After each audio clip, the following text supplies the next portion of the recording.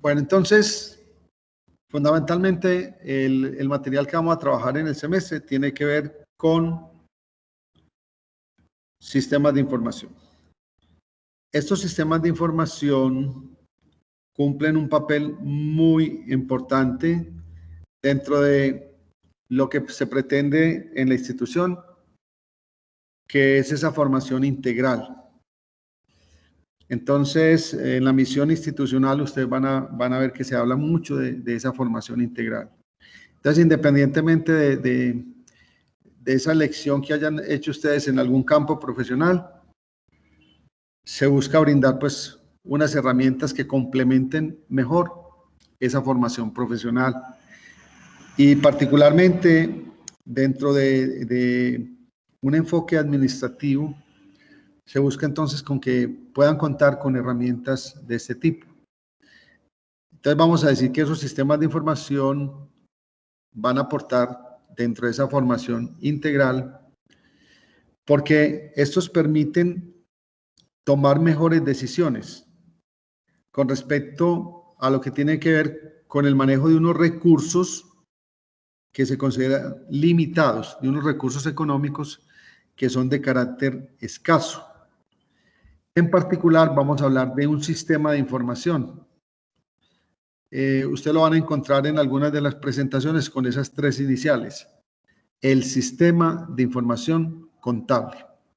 Entonces, en particular, este sistema y el análisis financiero que se desprende de él, así como la medición y el análisis de los costos, representan herramientas muy útiles para poderse apoyar en ese proceso administrativo de planeación, de control y de toma de decisiones.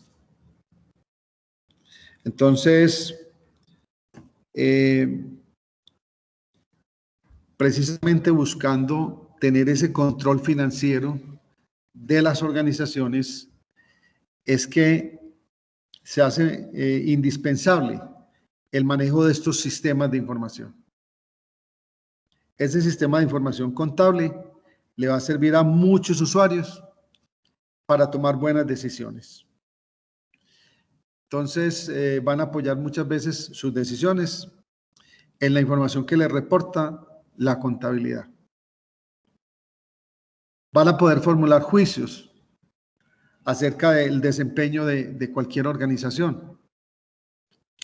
Y será posible verificar a partir del sistema de información contable si se están cumpliendo o no los objetivos de la organización, como lo vamos a ver en una de las presentaciones más adelante. ¿Qué pretendemos entonces con este curso? Fortalecer esa formación integral y el desarrollo de competencias para la gestión empresarial, teniendo como base el uso de el análisis financiero, la contabilidad administrativa y el análisis de los costos, entendiendo todos estos como herramientas importantes para tomar decisiones acertadas en lo que corresponde a la administración de unos recursos que son de carácter escaso. Todos esos recursos económicos que se cuenta con ellos en la organización se consideran que son de carácter limitado. Entonces hay que buscar darle un uso eficiente a esos recursos. ¿Qué comprende el material pues, que vamos a compartir en el semestre? En primer lugar, vamos a partir de el enfoque sistémico de la contabilidad, de entender a la contabilidad como un gran sistema de información que está integrado al mundo de las empresas.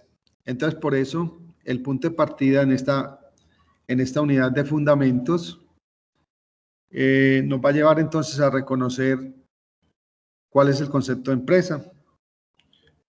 Por ejemplo, en el Código de Comercio nos van a decir qué comprende ese concepto. pero hay otros conceptos acerca de lo que es la empresa. Analizar cuál es la clasificación de estas empresas, en particular la clasificación de acuerdo con la actividad económica. ¿Cuál es el concepto de contabilidad? Entonces ahí hay una primera consulta. Ustedes van a encontrar en los textos diferentes definiciones de contabilidad para que en la próxima clase de pronto estemos hablando del tema. Yo les presentaré algunas definiciones que considero importantes, pero de todas maneras es digamos, importante que podamos comparar con lo que ustedes van a encontrar de pronto en algunos de los textos acerca de lo que es la contabilidad. Entonces vamos a tratar de aclarar cuál es el papel y cuál es la importancia de ese sistema de información. ¿Cuáles son los subsistemas contables, enfoques de la contabilidad o mensajes que produce la contabilidad? Entonces ahí, que también podemos ir leyendo sobre el tema, es tener claro pues qué es lo que estudia una contabilidad financiera, de qué se ocupa una contabilidad de costos y cuál es el objeto de estudio de una contabilidad administrativa o gerencial. Que entre muchos enfoques de la contabilidad, porque también podríamos hablar del enfoque tributario, del enfoque social, identifiquemos entonces la diferencia entre estos tres enfoques: el de la contabilidad financiera, el de la contabilidad de costos y el de la contabilidad administrativa. Reconocer algunos de los objetivos y cualidades de la información contable. Entonces vamos a ver que por ejemplo, uno esperaría que el sistema le arroje a uno información útil, y para que sea útil debe cumplir con unas cualidades. Por ejemplo, que esta información sea relevante, que esta información sea confiable, que se haya preparado con principios como el de la equidad, es decir, sin favorecer en particular a algún usuario. Y vamos a ver otras cualidades que se deben de cumplir en la generación de esa información. ¿Cuál es el marco conceptual para la aplicación de la contabilidad? Entonces ese marco conceptual puede ir cambiando con el tiempo. Hace algunos años, por allá, a finales de la década de los, eso era como década de los 80, perdón, en la década de los 90 más o menos, se había generado en Colombia un proceso inflacionario importante. La inflación llegó a estar a niveles del 30% en el gobierno de Samper Pizano.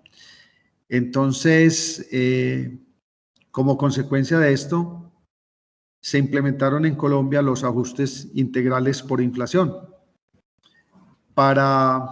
precisamente para tratar de reflejar en la información contable los efectos que causa la inflación en las cifras de los estados financieros.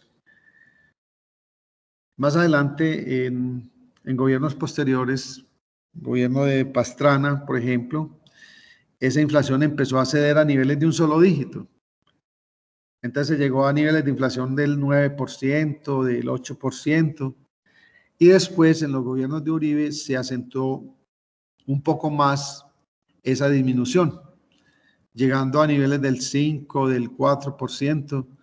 Entonces, como consecuencia de esa situación, también se desmontaron en ese momento ya los ajustes por inflación.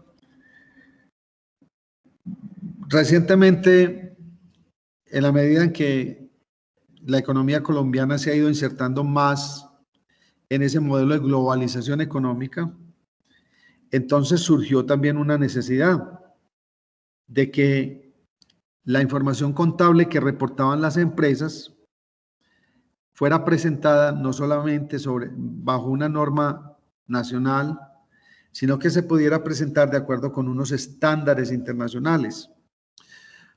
Si ustedes se ponen a analizar el caso de muchas de nuestras empresas importantes, tal vez se van a dar cuenta que muchas de esas empresas han atraído la inversión extranjera, que en muchas de esas empresas está presente el capital extranjero. Entonces, por ejemplo, en la industria de la cerveza, ustedes van a encontrar que hay una multinacional que es SABMiller, que prácticamente es la dueña de estas cervecerías del país. Tenemos el caso, por ejemplo, de las empresas del Grupo Éxito S.A., que ustedes bien saben que vino un grupo de inversionistas franceses, la cadena Casino, y fue la que adquirió un paquete accionario mayoritario, tratando pues de obtener el control sobre las empresas de ese grupo. Lo mismo podríamos encontrar en muchos otros campos de la economía. Recientemente se llegó, creo, a una negociación entre una multinacional neozelandesa y las empresas de ese grupo Pintuco. No recuerdo cómo es que se llama cuál es el nombre de ese grupo, pero comprende empresas como Pintuco y otros afines, pues, como a ese sector, donde esta empresa adquirió prácticamente el 100%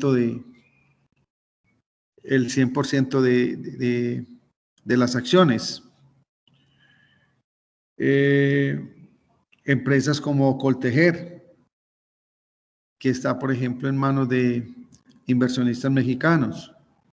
En fin, muchas de nuestras grandes empresas han atraído la inversión extranjera. Y para eso era muy importante que, por ejemplo, se pudiera contar con un marco conceptual basado en normas internacionales. De manera que para esos inversionistas se generara un ambiente de confianza en la medida en que la información que iban a reportar las empresas para ellos fuera clara, fácil de entender, de acuerdo a cómo se maneja pues en ese contexto internacional la información contable. Entonces, es muy importante saber cuál es el marco conceptual, de manera de que cada empresa tenga la claridad de qué es lo que debe de implementar a la hora de estructurar su información. Existen diferentes formas de organización empresarial.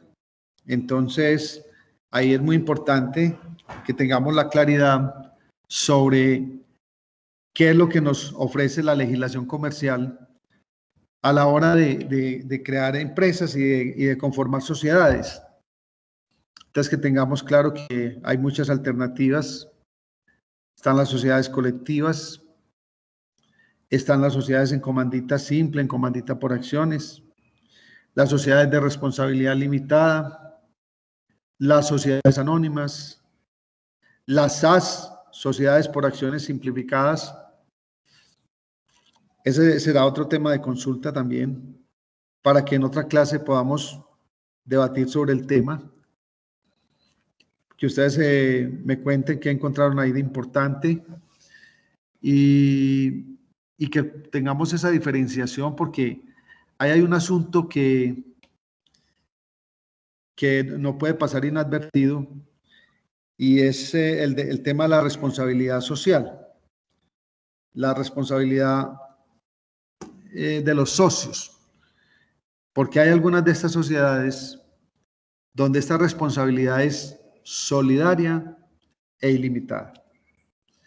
Entonces, por ejemplo, lo de solidaria tiene su importancia en el sentido de que, por ejemplo, si en una sociedad colectiva se reúnen 5 amigos, por decir algo, y crean una empresa y constituyen una sociedad colectiva, y vamos a suponer que dentro de esos 5 amigos hay uno de ellos a quien se le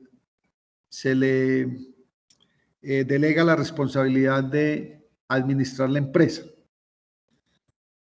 Si como consecuencia de malas decisiones de ese administrador vienen para la empresa, digamos, unos pagos, unos sobrecostos, algunas sanciones, algunas multas, los otros socios no podrían escudarse en la idea de que ellos no están administrando, que es solamente uno de los 5 socios el que está administrando el negocio, porque si constituyeron una sociedad colectiva, esta nos dice que la responsabilidad de los socios es solidaria y además que es ilimitada. ¿Qué significará eso de que la responsabilidad sea ilimitada? ¿En qué momento podrá tener, por ejemplo, mucha importancia ese tema?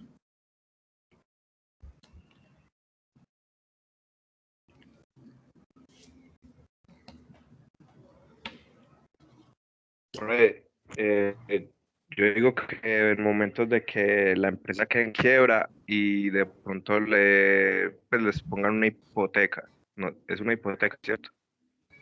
Bueno, por ejemplo, una de tantas Y deudas con los bancos puede ser una hipoteca, sí, está bien. Usted pudo, por ejemplo, cuando fue a comprarla, cuando los socios fueron a comprar, por ejemplo, las instalaciones, pudieron haberlo hecho con un crédito hipotecario. Entonces, lo que usted dice es cierto, por ahí va la respuesta. Ese es más o menos lo que yo pretendía que entendieran.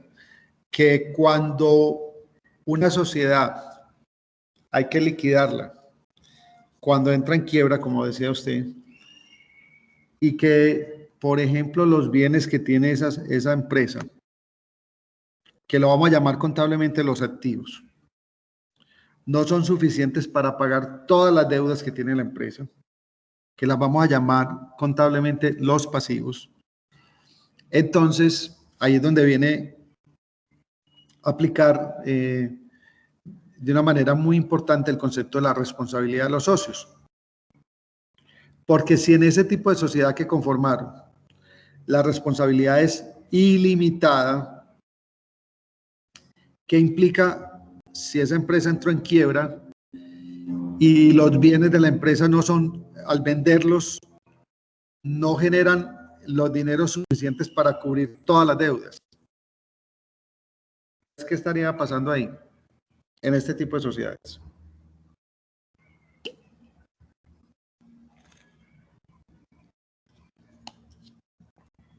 el dinero con el que deben pagar debe salir del bolsillo de ellos. Correcto. Habría que, se estaría comprometiendo hasta el patrimonio personal de los socios. Entonces, puede que a algunos socios les toque pagar hasta con su vehículo, con su vivienda, con su finca, las deudas que haya contraído la empresa. Entonces, por eso será muy importante que ustedes tengan esa información sobre lo que es la responsabilidad de los socios en cada una de las diferentes sociedades que nos brinda como alternativa a la legislación comercial. Entonces, hay un tema que nos va a permitir entender, pues, esa relación entre este sistema de información contable y la empresa, y es el hecho de que si realizamos una actividad que se considera mercantil, entonces, digamos que eso nos cataloga como comerciantes. Y si nosotros adquirimos la calidad de comerciantes, entonces tenemos que cumplir con unos deberes, con unos requisitos. En particular, uno de ellos, que ustedes se lo van a encontrar en el Código de Comercio, es llevar contabilidad regular de sus negocios. Entonces, con el solo hecho de que usted realice una actividad mercantil, eso lo lleva a que, pues, debe llevar una contabilidad de su negocio. Usted monta un consultorio donde va a recibir, pues, las mascotas, las va a atender como médico veterinario, y fuera de eso, ahí en el mismo local, usted compra algunos productos, por ejemplo, alimentos para las mascotas, algunos juguetes, y compran medicamentos también para venderle a sus clientes. Entonces, ¿eso es una actividad mercantil o no?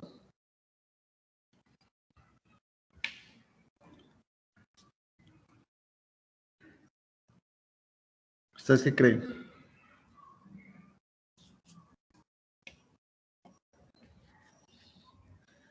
¿Eso será una actividad mercantil?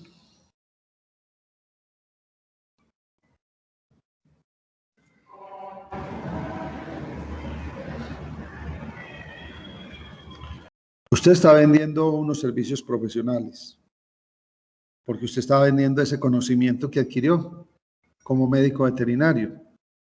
Fuera de eso, usted está vendiendo algunos productos, está comprando productos para las mascotas para luego salir a revenderlos.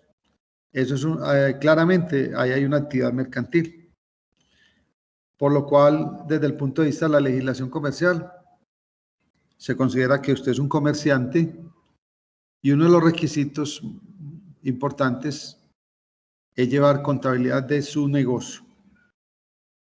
Entonces, con la información que vamos a compartir en el semestre, que es una información de pronto no manejada a profundidad, pues porque vamos a compartir pues la información como al nivel que ustedes requieren, no al nivel que se manejaría, por ejemplo, para otro tipo de profesionales, por ejemplo, para los estudiantes de contaduría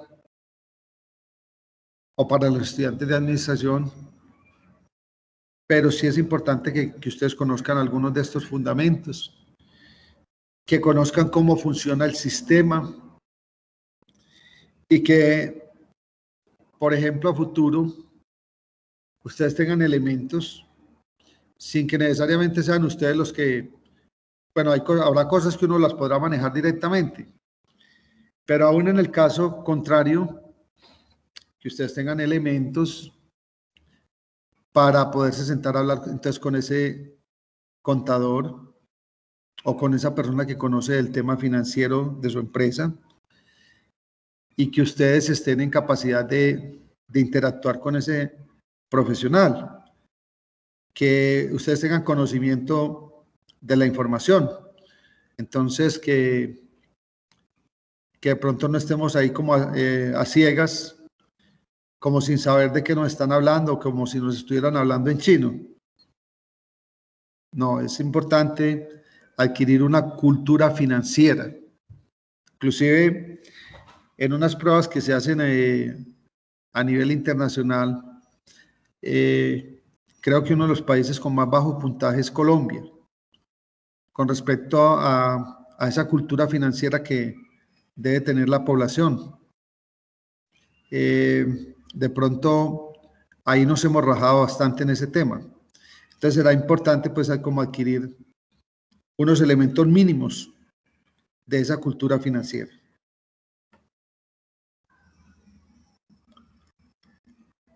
Entrando ya como en materia en esta segunda unidad, empezamos a identificar cuáles son algunos de esos elementos que hacen parte del sistema de información contable. Elementos como cuáles, por ejemplo, los soportes de contabilidad, como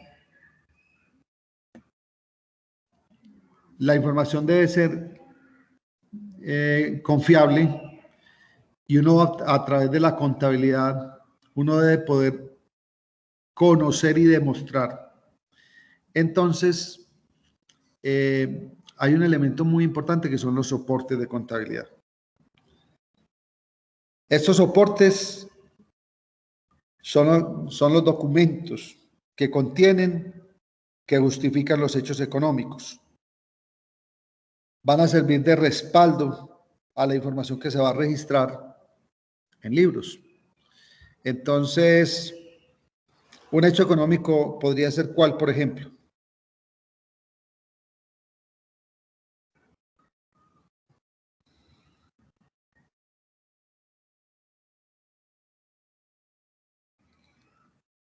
¿Cuál podría ser un hecho económico en una empresa?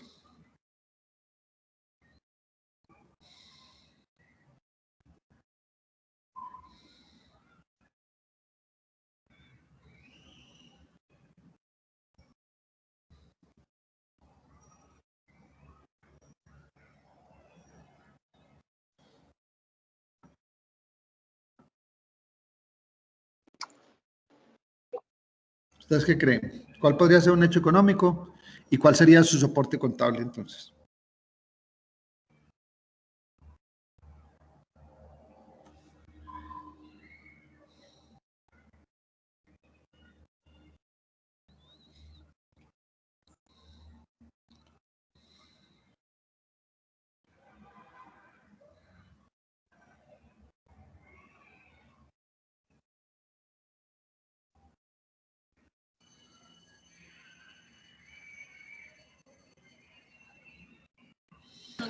Profe, de pronto un hecho económico sería perder una mercancía.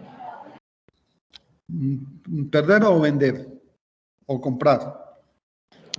Pues sí, puede ser comprar. Bueno, O comprar una mercancía o venderla, listo. ¿Y cuál sería el soporte contable, por ejemplo, para esa compra o para esa venta? Profe, la factura. Oye, ¿pa' dónde va? La factura, correcto. Usted le va a pagar el salario a sus trabajadores. En las empresas se elabora, por ejemplo, un comprobante de nómina. Usted le va a pagar, por ejemplo, una factura a los proveedores. Entonces existe un comprobante de egreso. En fin, para cada uno de los hechos económicos, para poderlo registrar, se debe preparar un soporte de contabilidad. Debe existir un soporte de contabilidad.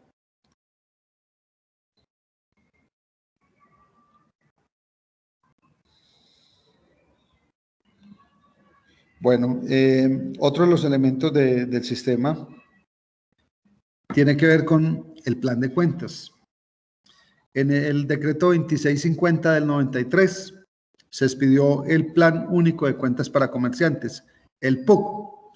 Usted inclusive ahí en sus celulares, en sus aplicaciones pueden buscarlo. Entonces, el plan de cuentas es ¿qué? Es un catálogo de cuentas que le permite a las empresas que llevan una contabilidad sistematizada, yo diría que en la actualidad son prácticamente el 100%, manejar una estructura o unos códigos de cuentas basado pues como en una información de carácter uniforme. Entonces, en su momento explicaremos cómo es esa estructura del plan de cuentas. Entonces, por ejemplo, ese plan de cuentas tiene diferentes niveles, está estructurado por niveles. Ese nivel más general se llama clase de cuentas. Cada clase de cuentas tiene diferentes grupos de cuentas. En cada grupo de cuentas vamos a tener muchas cuentas. Con relación a algunas cuentas se pueden crear unas subcuentas y cuando se necesite una explicación aún mayor, se habla entonces de cuentas auxiliares.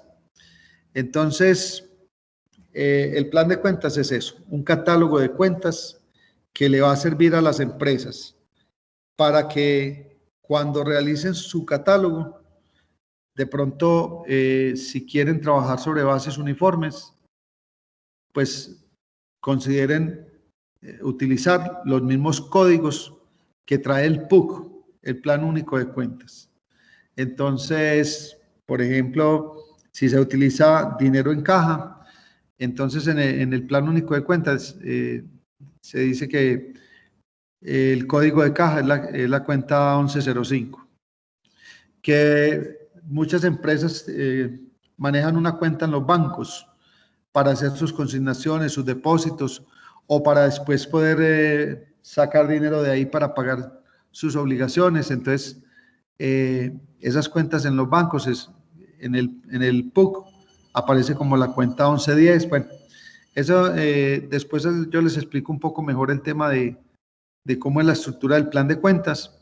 Lógicamente, en los talleres, de pronto pedimos ahí una aplicación de esta información, pero de manera muy básica, pues al nivel de grupo de cuentas, que es identificando al menos los 2 primeros códigos. Bueno, dentro de ese proceso de acumulación de la información contable, hay tres fases en ese proceso. Una fase de identificación, una fase de medición y una fase de comunicación. Entonces viene el registro en libros. Entonces los libros de contabilidad, vamos a ver que hay unos que son de carácter obligatorio, los libros principales. Hay otros que son libros auxiliares, que de pronto entrarán en un nivel de detalle mayor a explicar información que se ha presentado de manera resumida en los libros principales. Cuando estamos hablando de los libros, estamos en esa fase de medición. Entonces, vamos a ver que esto apenas es una partecita de lo que comprende la contabilidad. Esto se llama la teneduría de libros. El hecho de registrar la información histórica en los libros se llama así, y no podemos confundir el concepto de contabilidad con el de teneduría de libros, porque el alcance de la contabilidad es mucho mayor. Luego explicamos ese tema. Otro de los elementos importantes son los estados financieros. Esos estados financieros son el medio principal por el cual la empresa le va a comunicar a todo tipo de usuarios, y muy especialmente a los usuarios externos, a los que no tienen acceso a los libros, le va a poder comunicar cuál es su realidad económica. Esos que se preparan para todo tipo de usuarios se llaman de propósito especial. Y cuando se preparan para usuarios específicos, los vamos a llamar de propósito especial. Entonces hay informes, hay estados que se pueden presentar solamente para uso interno, por ejemplo, para uso de la gerencia. Por ejemplo, en las empresas donde hay procesos de transformación, se genera un estado financiero que se llama el estado del costo de productos fabricados y vendidos, el cual no va a aparecer publicado, sino que se produce para uso de la gerencia, para que a ese nivel administrativo se puedan tomar algunas decisiones especiales. Por lo tanto, ese será un estado financiero de propósito especial. En el capítulo 3 entramos a explicar propiamente en qué consiste esa fase de medición de la información contable y después cómo se pasa la comunicación cuando se llega a los estados financieros. Los estados financieros son el producto terminado dentro de este proceso de acumulación de la información. Este proceso, entonces, vamos a iniciar identificando en primer lugar que siempre en uno de los estados financieros, que se conoce como balance general o estado de la situación financiera, vamos a poder comprobar una ecuación matemática que se conoce con el nombre de ecuación contable. ¿Qué nos va a decir esa ecuación? que el total de los bienes, de las propiedades de una empresa, es igual al total de las participaciones. Esos bienes, esas propiedades sobre las que se tiene el control, la vamos a denominar en términos financieros los activos de la empresa. ¿Y quiénes participan en la propiedad de esos activos? Los terceros, o sea, todos aquellos a los que les debemos. Entonces, los bancos, los proveedores, el Estado, los trabajadores, a todos los que les debemos, que eso lo vamos a denominar financieramente como el pasivo de la empresa. ¿Y qué viene a ser la participación que tienen los dueños en el activo? Eso lo vamos a conocer con el nombre de patrimonio. Entonces, ¿qué es lo que nos va a decir esta ecuación contable? Y que vamos a poder verificar siempre en ese estado de la situación financiera, que el total del activo es igual al total del pasivo más el total de patrimonio. Luego explicamos pues como a fondo ese concepto de ecuación contable. Viene un elemento fundamental en la contabilidad que se llama la cuenta. Y la cuenta es un formato. Es un formato donde vamos a anotar los aumentos y las disminuciones de cada una de las partidas de los estados financieros. Estas cuentas tienen algunas clasificaciones. Algunas de ellas se llaman cuentas reales o cuentas de balance porque sirven para preparar un estado financiero que se llama el balance general o estado de la situación financiera. Otras se llaman cuentas nominales o cuentas de resultado. Nos van a servir para preparar otro estado financiero, se llama el estado de resultados, o bajo norma internacional, el estado de resultados integral. ¿Cuáles cuentas nos sirven para preparar este estado de resultados? Los ingresos, los gastos, en el caso de las empresas comerciales, los costos de ventas. Tenemos otra cuenta que se llama costos de producción, otra clase de cuenta. Y tenemos otras cuentas que se llaman cuentas de orden, que estarán presentes en la contabilidad bajo normas nacionales, pero no bajo normas internacionales. Entonces, estas cuentas se clasifican, repito, en esas clases que yo he mencionado. Y también uno puede hablar de que, desde el punto de vista de la naturaleza de la cuenta, hay unas cuentas en este formato. Ustedes van a ver que el formato de cuenta que vamos a utilizar para explicar la dinámica contable siempre va a contener dos columnas. En cuanto a la información numérica, va a contener dos columnas. Una columna izquierda que la vamos a llamar débito y una columna derecha que la vamos a llamar crédito. Convencionalmente, no solo en Colombia, sino en cualquier país del mundo donde se lleve una información contable, se ha utilizado el lado izquierdo, o sea, el débito, para mostrar, por ejemplo, los aumentos de activos. Entonces, los activos siempre aumentan en el lado izquierdo, disminuyen en el lado derecho. Entonces, por eso, las cuentas de activos son cuentas débito. Usted quiere mostrar que le entró un dinero adicional a su caja. Entonces, le pagaron un dinero, entonces le entraron 700.000 pesos de una factura que le pagaron. Entonces, ese aumento de caja, ¿dónde lo va a mostrar? En el lado izquierdo, es una cuenta débito. Si usted después de esa caja sacó 300.000 pesos para que el mensajero fuera y le pagara la cuenta de servicios públicos, entonces esa disminución de caja, ¿dónde lo va a mostrar? En el lado derecho. Entonces, las cuentas del activo, que siempre aumentan en el lado izquierdo, el lado débito, son cuentas de naturaleza débito. Ya saben que disminuyen en el lado contrario. Las cuentas del pasivo y del patrimonio, para mencionar por ahora solamente esas 3 primeras clases de cuentas, son lo contrario, aumentan en el lado derecho. O sea, las vamos a llamar cuentas crédito. Entonces, usted, por ejemplo, compró una mercancía a su proveedor y él le dio 30 días para el pago de la factura. Entonces, ese aumento en las deudas con el proveedor, ¿dónde lo va a mostrar? En el crédito. Las cuentas de pasivo y patrimonio aumentan en el crédito. Entonces lo vamos a llamar cuentas crédito. ¿Qué se hace en estos formatos de cuentas? Al final, se totaliza el movimiento débito, se totaliza el movimiento crédito y se saca el saldo. El saldo siempre va a ser en el lado mayor.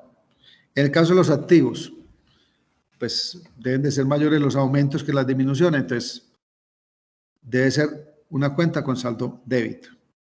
En el caso del pasivo y del patrimonio, deben ser cuentas con saldo crédito. Toda la información contable se registra bajo el sistema de partida doble. Ya que estamos hablando de este concepto de la cuenta, entonces, ¿en qué consiste la partida doble? Si usted llevó 500,000 pesos al lado izquierdo de una cuenta, tienen que aparecer 500,000 pesos en el lado derecho.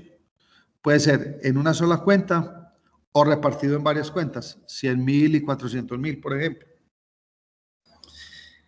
Y en este capítulo vamos a coger como ejemplo para analizar cuál es el ciclo contable, el caso de una empresa de servicios. Es una empresa de servicios, como vamos a ver en la clasificación de empresas. Puede ser, por ejemplo, que ustedes al final de su carrera monten una oficina de asesorías profesionales en su campo. Entonces, los ingenieros ambientales que monten una oficina de asesorías y cada que le presten entonces el servicio a uno de sus clientes, eso le va a generar unos ingresos operacionales. Entonces, vamos a ver cómo ese tipo de casos. Inicialmente, en este capítulo estamos hablando de las empresas de servicios. Cuando finaliza el periodo contable, entonces hay unos hechos económicos especiales que no solamente afectan la información contable de la empresa en el periodo en que ocurrió, sino en periodos futuros. Entonces, para esa información vamos a tener que hacer unos ajustes. Entonces, un ejemplo para que me entiendan por qué hay que hacer ajustes. Por ejemplo, hay unos activos que se van a llamar activos fijos. Entonces, usted compra, por ejemplo, un vehículo o compra unos computadores. Usted cuando compró el vehículo fue y lo pagó, le pagó a la concesionaria 60 millones de pesos. ¿Qué pasará 2 años después de usted haber hecho esa compra? Ese vehículo, ¿cómo aparecerá en la contabilidad? ¿Seguirá con el mismo valor de 60 millones de pesos?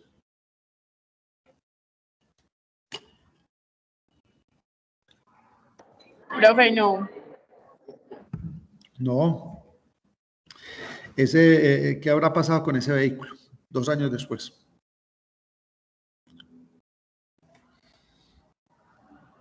Se desvaloriza.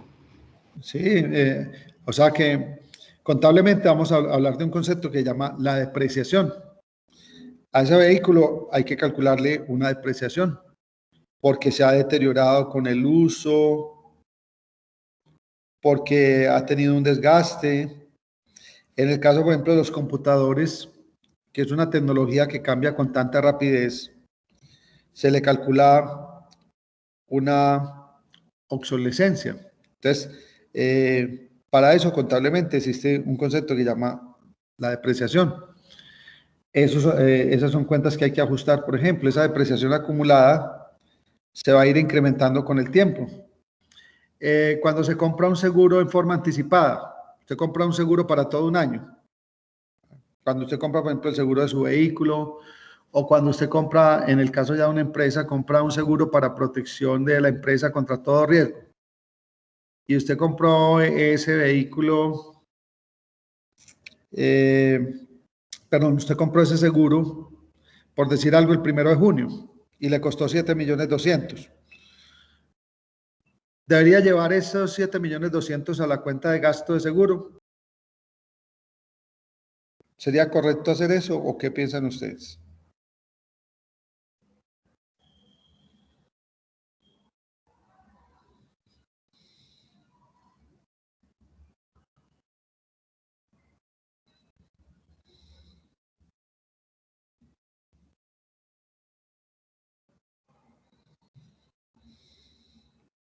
¿Podríamos llevar eso de una vez a la cuenta de gasto seguro por 7.200.000?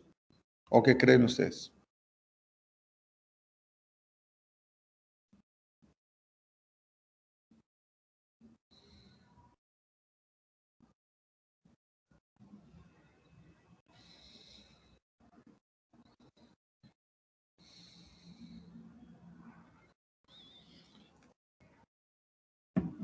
Usted no se lo va a gastar el día que lo compró. Usted está comprando una protección para todo un año. Por lo tanto, inicialmente se capitaliza como un activo que se llama seguro pagado por anticipado. ¿Cuánto le costó? Le costó 7.200.000. Cuando finalice el mes de junio, entonces ya usted reconocerá la parte que se gastó en el mes. Hay que diferir el valor de ese seguro por el tiempo pues que dure la protección. Entonces, en ese caso, yo solamente llevaré al gasto de seguro del mes lo que corresponda a ese periodo, entre los 600.000 pesos que son del mes de junio, y disminuyo el seguro pagado por anticipado cuando finalice el mes de junio. Bueno, entonces esos son algunos ejemplos con respecto a los ajustes. Hay un formato que se utiliza pues en Excel que se llama la hoja de trabajo porque es una manera muy práctica de mirar este tema de los ajustes. Hay otros estados financieros fuera del estado de resultados y el estado de la situación financiera. Hay otros estados financieros como el estado de cambios en el patrimonio, el estado de flujos de efectivo. Entonces, vamos a ver pues esos otros estados financieros. Hay un capítulo de análisis financiero donde hay herramientas que vamos a utilizar. Entonces, es probable que yo no espere a que hayamos trabajado los 4 primeros capítulos para empezar a hablar de estas herramientas, sino que cuando estemos viendo estados financieros, yo ya les esté explicando cómo hacer un análisis vertical, cómo se puede hacer un análisis horizontal y cómo se calculan algunos indicadores. Entonces, ¿qué es capital neto de trabajo? ¿Qué es una razón corriente? ¿Qué es índice de solvencia? Entonces, estos indicadores y este análisis financiero nos van a servir para evaluar cómo está la empresa con respecto a sus 3 signos vitales. ¿Cuáles son los 3 signos vitales de una organización? El de la liquidez, el de la rentabilidad y el del endeudamiento. Entonces, esta información nos va a servir para eso. El curso de gestión contable financiera comprende información sobre algunos de los mensajes que produce la contabilidad. Toda esta primera parte y hasta aquí está el capítulo 5 tiene que ver con uno de esos mensajes, el mensaje financiero. Entonces, en una de esas consultas que yo les dije que fuéramos adelantando, que es el de los enfoques de la contabilidad, el de la contabilidad financiera, el de la contabilidad de costos y el de la contabilidad administrativa, esta primera parte tiene relación con ese enfoque o ese mensaje financiero de la contabilidad.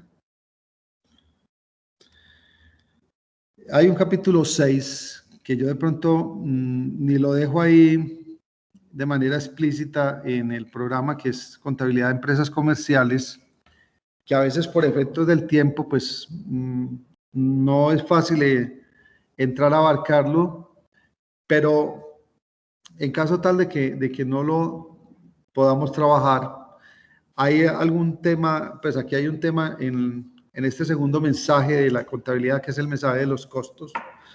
Hay un tema muy importante que tiene que ver con el manejo de inventarios y que se toca también en la contabilidad de empresas comerciales. Entonces, por eso no me preocupa mucho en caso tal de que no veamos esa contabilidad de empresas comerciales, porque un tema básico ahí es el manejo de inventarios y aquí lo podemos manejar en el caso de las empresas de transformación, esas empresas que compran materias primas, las cuales se van a despachar para producción. Entonces, con respecto a las materias primas, podemos hacer ese seguimiento. Por ejemplo, utilizando una herramienta como la tarjeta de existencias, donde vamos a decir, bueno, cuáles son las entradas cada que se compre la materia prima, cuáles son las salidas cada que se despache materia prima para producción y cuánto nos está quedando en el saldo en el inventario de materias primas. Entonces, este capítulo 7 está relacionado, repito, con otro de los mensajes de la contabilidad, que es el de los costos. Vamos a empezar ahí hablando de unos fundamentos en costos. ¿Cuál es el concepto de importancia? ¿Cómo se clasifican los costos? En esas empresas donde hay procesos de transformación, vamos a hacer la aclaración entre ese concepto de gastos y el concepto de costos. Vamos a identificar unos elementos del costo de producción, que es una materia prima directa, que es una mano de obra directa, que comprenden los costos indirectos y a qué vamos a llamar servicios directos o maquila. En caso tal pues de que un tercero nos elabore parte del producto. Existen diferentes metodologías de acumulación de la información de costos. Entonces vamos a trabajar con respecto a estas metodologías. Vamos a hacer la explicación al menos de una de ellas y seguramente de una manera resumida y de pronto basado en algunos temas de exposición, vamos a hablar de otras metodologías de costos. Dentro de los elementos del costo, entonces hablamos en primer lugar, cuando estamos haciendo una medición de costos y más adelante explicaré pues la importancia de que aprendamos a medir costos, vamos a hacer el análisis por recursos. Entonces, ¿qué recursos se consumen en la producción? Entonces, por ejemplo, se consumen recursos como materias primas. Entonces, vamos a ver cuál es el concepto, cuáles son algunas recomendaciones con respecto a la administración y control de esas materias primas, cuáles son algunos métodos de evaluación de esos inventarios. Un segundo recurso es la mano de obra, donde vamos a aclarar, bueno, en qué consiste el costo de la mano de obra, cómo se puede clasificar entre mano de obra directa y mano de obra indirecta, algunas recomendaciones de control, cómo se calcula una nómina, en qué consiste el concepto de salario, de prestaciones sociales. Aquí en este punto de los costos de mano de obra, por ejemplo, no necesitamos ser abogados, pero necesitamos apoyarnos de lo que dice la legislación laboral colombiana, que no es necesariamente igual a la de otro país. Hay situaciones muy puntuales y muy específicas de cada legislación. Y habrán otros recursos que se utilizan en la producción fuera de materias primas y de mano de obra. Vamos a ver que eso se incluye en un concepto que se llama los costos generales y a su vez los costos generales se incluyen dentro de lo que se llaman los costos indirectos. Finalmente, en cuanto al mensaje administrativo de la contabilidad, vamos a compartir un tema que se llama el modelo costo, volumen, utilidad. donde en particular hay un tema que es muy conocido, que es el de la determinación del punto de equilibrio. ¿Qué será el punto de equilibrio contable de una empresa?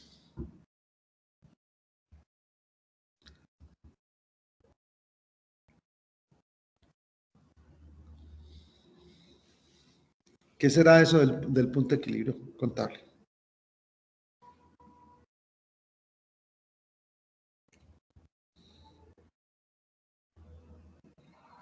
Donde los costos son iguales a los ingresos. ¿Dónde qué?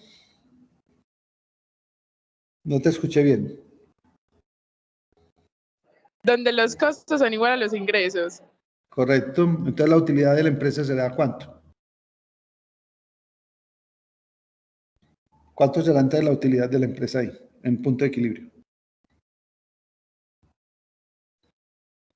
Si me dices que se están igualando los costos a los ingresos, entonces ¿de cuánto será la utilidad ahí? Profe, de cero. Cero. En el punto de equilibrio la utilidad es cero. El punto de equilibrio es un nivel de las ventas donde la empresa no está ganando, pero tampoco está perdiendo. Ese punto de equilibrio se puede determinar a través de unas fórmulas. Entonces vamos a hablar del método de la ecuación, o se puede determinar, o se puede mostrar gráficamente. Entonces vamos a ver que hay un uso de una herramienta muy importante que nos va a facilitar mucho el trabajo, que es la herramienta de Excel. Ahí vamos a encontrar una herramienta bien importante. Tenemos entonces que dentro de este modelo costo-volumen-utilidad también hay otras aplicaciones. Así como calculamos punto de equilibrio, también se puede calcular, por ejemplo, bueno, cuánto tenemos que vender, bien sea en unidades o en pesos, para ganar una determinada utilidad. Entonces, y habrá otras aplicaciones. Vamos a ver lo que se llama un margen de seguridad, un punto de cierre. Y finalmente, pues si en esta parte inicial uno explica un modelo básico, cuando uno supone que la empresa produce y comercializa un solo producto, también es posible calcular el punto de equilibrio para una mezcla de ventas, para una mezcla de productos. Bueno, en resumen, ese es el contenido del curso. Hay una bibliografía que si quieren en la próxima clase lo compartimos con más detenimiento también. Y le quiero dejar a ustedes en la propuesta de evaluación estas fechas. Entonces tenemos 3 seguimientos, 2 del 9%, el primero el jueves 19 de agosto, el segundo el jueves 16 de septiembre y un último seguimiento del 12% el martes 26 de octubre. Los parciales, ustedes saben que cada uno es del 20%. Tenemos uno para el jueves 2 de septiembre y tenemos otro para el jueves 7 de octubre. Hay un examen final el martes 16 de noviembre. Bueno, esta es la propuesta de los momentos evaluativos. Este curso está programado de manera virtual.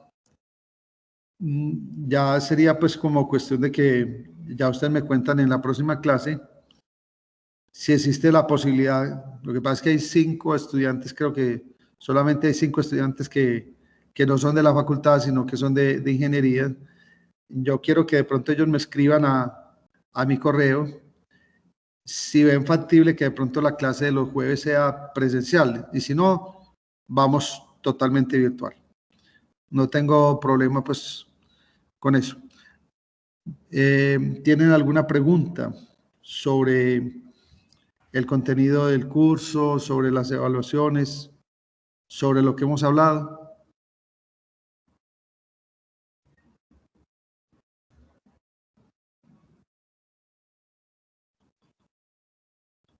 ¿O está claro para ustedes? Profe, sí. ¿Cuándo es la fecha del primer parcial?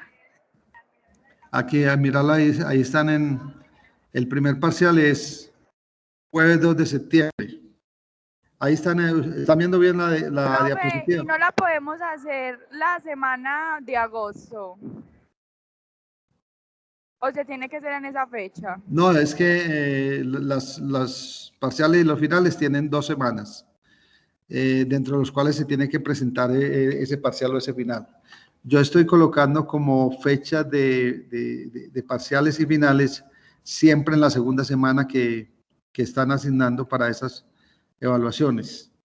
De manera que más o menos se haya como logrado evacuar el tema, pues como para esa fecha. Entonces, por eso yo en la propuesta estoy contemplando que la evaluación se haga en la segunda semana.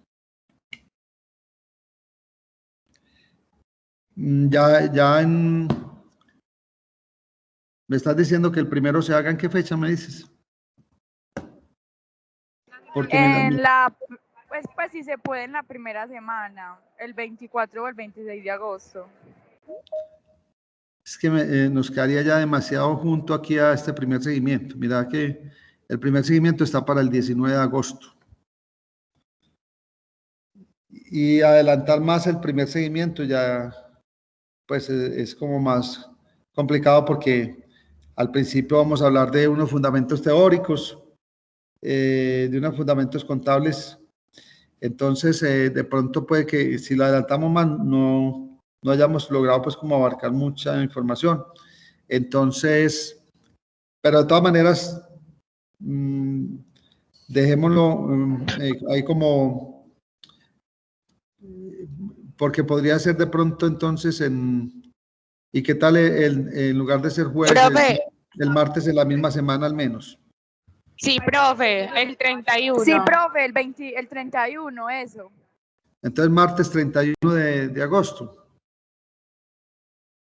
Sí, profe. Perfecto. Listo. Entonces, vamos a hacerlo pues al menos así. Martes 31 de agosto. Entonces, vamos a cambiar este primer parcial. Listo. Entonces, martes 31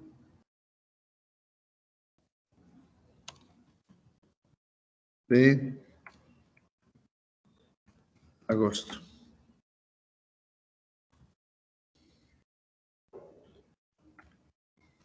Listo.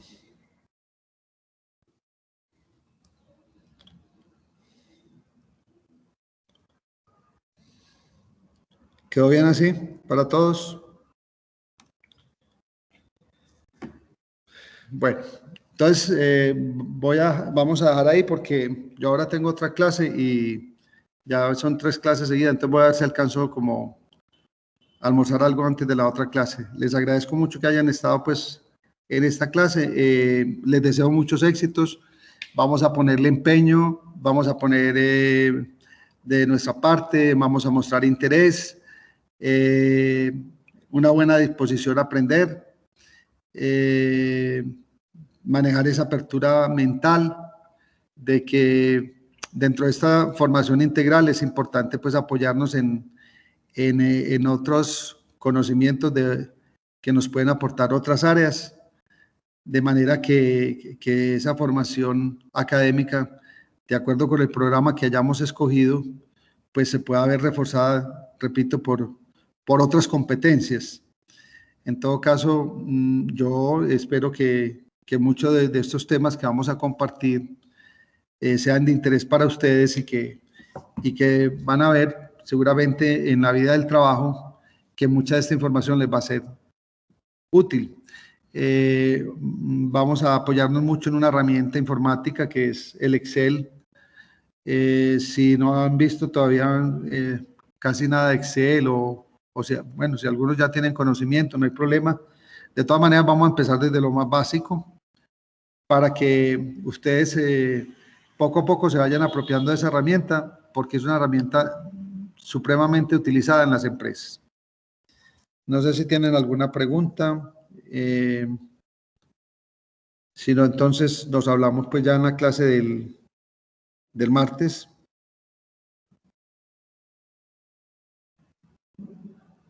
No, profe, todo entendido. Mil gracias. Bueno, a ustedes. Nos hablamos entonces el martes. Que tengan un buen resto de día y un buen fin de semana. Igual para usted que esté Gracias, bien. profe, lo Gracias, mismo. profe. Bueno, con Gracias, gusto. profe. Gracias, Chao. profe. Chao, con gusto. Gracias, profe. A ustedes. Gracias.